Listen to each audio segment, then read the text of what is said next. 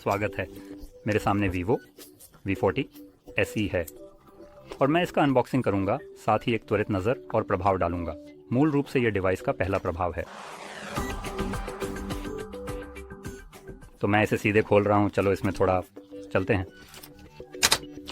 ये 8 GB RAM और 256 storage variant है। आओ,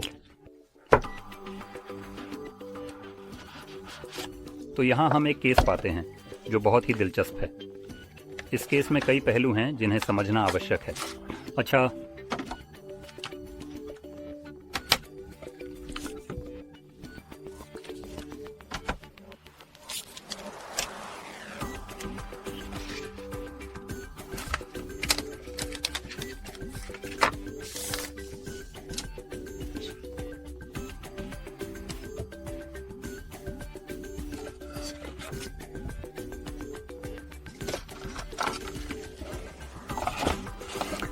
ठीक है।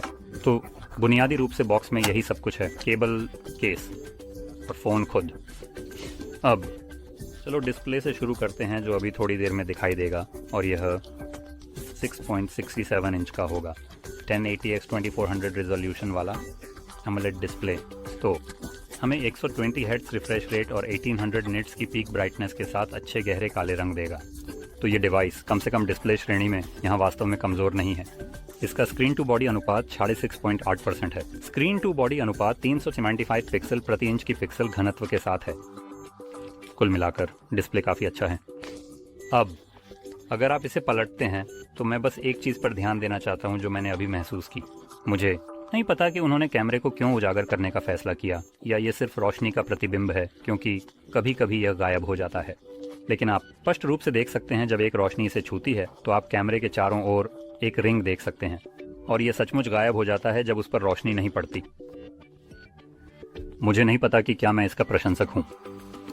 हाँ, अगर रोशनी सही तरीके से इसे छूती है तो ये अभी भी दिखाई दे रहा है, तो आप स्पष्ट रूप से कैमरा देख सकते हैं। ये सचमुच उजागर किया जा रहा है। मुझे नहीं पता कि क्या मुझे ये पसंद है, लेकिन किसी भी मामले में चलो कैमरों के बारे में बात करते हैं। हालांकि इन कैमरों के चारों ओर ये रिंग थोड़ी अधिक स्थायी रूप से दिखाई देती है, लेकिन उनकी एस्थेटिक काफ़ी समान है, और जाहिर है कि ये एक बग है, इसलिए ये उतना मुझे लगता है नहीं है जितना ये फ्रंट में डिस्प्ले में परेशान करने वाला है। अब यहाँ कैमरे मुख्य वाला 15 मेगापिक्सल का f1.8 होगा चौड़ा एपर्चर सेंसर। फिर आपके पास 8 मेगापिक्सल का f2.2 है एपर्चर अल्ट्रा वाइड, और 2 मेगापिक्सल का मैक्रो। बस इतना ही मैं उस बारे में कहने वाला हूँ। और पीछे के कैमरों के साथ आप 1080p 50 फ्रेम में वीडियो रिकॉर्ड कर सकते हैं। और सामने हमारे पास 16 मेगापिक्सल का कैमरा है जो हमें 1080p 30 फ्रेम भी करने की अनुमति देता है। तो कैमरों के लिए यही सब है।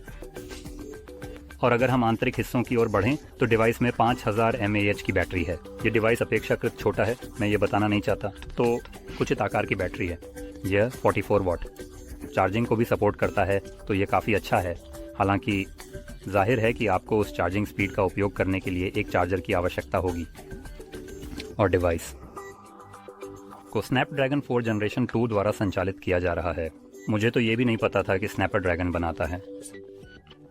4 खैर और इसमें 8 GB रैम और 256 GB स्टोरेज है, जो कि एकमात्र विकल्प है जो आप वास्तव में प्राप्त कर सकते हैं। यदि आप चाहें तो यह आपको 256 से अधिक स्टोरेज को माइक्रो SD कार्ड के साथ बढ़ाने की भी अनुमति देता है।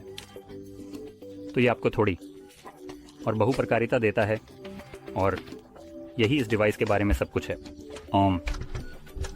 बस आओ, एक और चीज़ जो मैंने नहीं बताई और जो दिखाई नहीं दे रही है वो है फिंगरप्रिंट, जो डिस्प्ले के नीचे लगाया गया है। और यह कहते हुए ऐसा लगता है कि विवो ने डिस्प्ले में अधिकांश मूल्य डालने का निर्णय लिया है, क्योंकि यह एमोलेड 120 हर्ट्ज रिफ्रेश रेट है। ये काफ़ी उज्ज्वल हो जाता है, तो ये सब काफ़ी अच्छा है। लेकिन मैं ये कहना चाहता हूँ कि लगभग GSM एरिना कहता है 360 यूरो, और वे काफ़ी सही हैं आमतौर पर, अधिकांश समय लगभग हर चीज़ के साथ। मैं ये सारी जानकारी उनसे ले रहा हूँ क्योंकि उनकी वेबसाइट बहुत अच्छी तरह से डिज़ाइन की गई है, और बस उन्हें चिल्लाकर पुकारें। ये सच में बहुत अच्छा और साफ़ है। लेकिन हाँ, मैं मसाले की कीमत को दोबारा चेक करने जा रहा हूँ, ताकि मैं निश्चित रूप से जान सकूँ कि यह कितनी कीमत है। और चलो देखते हैं कि क्या मैं इसे जल्दी से ढूंढ सकता हूँ। नहीं, वो 40 है।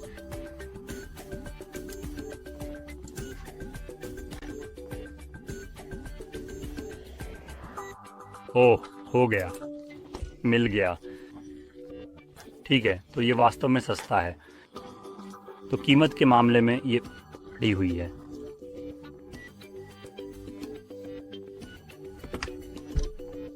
ठीक है, तो ऐसा लगता है कि शायद उनकी वेबसाइट पर कुछ संभवतः एक गलती हो सकती है। ये डिवाइस वास्तव में कम स्टोरेज के साथ आता है।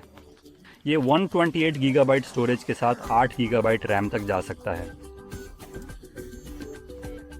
तो इसमें वास्तव में एक सस्ता विकल्प है, और वह सस्ता विकल्प आपको लगभग $200 में पड़ेगा।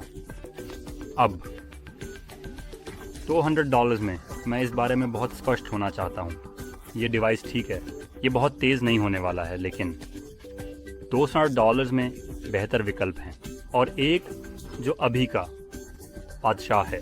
कुछ समय के लिए किसी भी चीज़ से, जैसे कि मूल रूप से लो एंड से लेकर हाई रेंज तक, नथिंग का CMF फोन 1 निर्विवाद रूप से सबसे अच्छा है। यह डिवाइस अपनी कीमत और जो कुछ यह वास्तव में पेश करता है उसके लिए अधिकांश फ़ोन को पूरी तरह से पीछे छोड़ देता है, और जो यह पेश करता है वह इससे बेहतर होने वाला है। अगर मैं इसमें जाऊं और बस जल्दी से स्पेसिफिकेशंस को देखूं तो आपके पास एक तुलना होगी। हम लगभग समान प्रकार के डिस्प्ले आकार और रिजोल्यूशन पर नज़र डालने वाले हैं।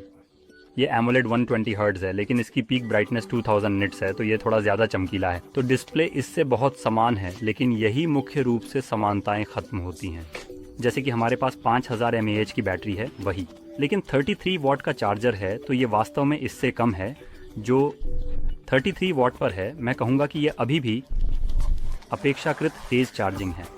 और मैं कम से कम व्यक्तिगत रूप से मैं डिवाइस के बाकी हिस्सों के लिए चार्जिंग स्पीड को बलिदान देने के लिए पूरी तरह से तैयार हूं, जो मांग को बढ़ाने वाला है। सिटी 7300 जो कि बस बेतहाशा तेज होने वाला है, आपके पास जो यहाँ है उससे भी तेज। ऐसे 8 गीगाबाइट रैम, 128 स्टोरेज के 500 या 56 गीगाबाइट तक, साथ ही एक्सपेंडेबल स्टोरेज भी है। और उस डिवाइस की एक वास्तव में काफ़ी अजीब बात है, और ये वास्तव में मुझे नहीं पता कि कॉर्क एक अच्छा वर्णन है या नहीं, बल्कि ये तथ्य है कि ये प्लास्टिक में बना है। तो ये भी ऐसा ही है, लेकिन पीछे का हिस्सा बदलने योग्य है। आप सचमुच स्क्रू को अनस्क्रू कर सकते हैं, इसे हटा सकते हैं, और इसे विभिन्न रंगों में उपलब्ध अलग अलग शेल्फ्स के लिए बदल सकते हैं।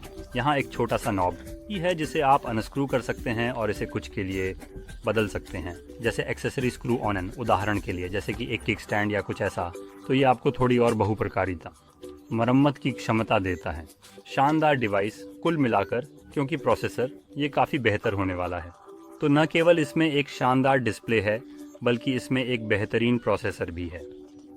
ये केवल एक शानदार डिस्प्ले है, जबकि इसकी कीमत भी समान है। अगर हम इस डिवाइस के सबसे सस्ते विकल्प की बात कर रहे हैं, तो मैं इस डिवाइस को देखने की सिफारिश करता हूँ। अगर आप लगभग 200 डिवाइस की कीमत के बारे में रुचि रखते हैं, तो आप देख सकते हैं कि CMF फोन 1 बस थोड़ा बेहतर होगा। लेकिन खैर, ये कहते हुए उम्मीद है कि आपको ये बहुत मददगार लगा, और अगर ऐसा है तो लाइक करना, सब्सक्राइब करना ना भूलें, और देखने के लिए धन्यवाद।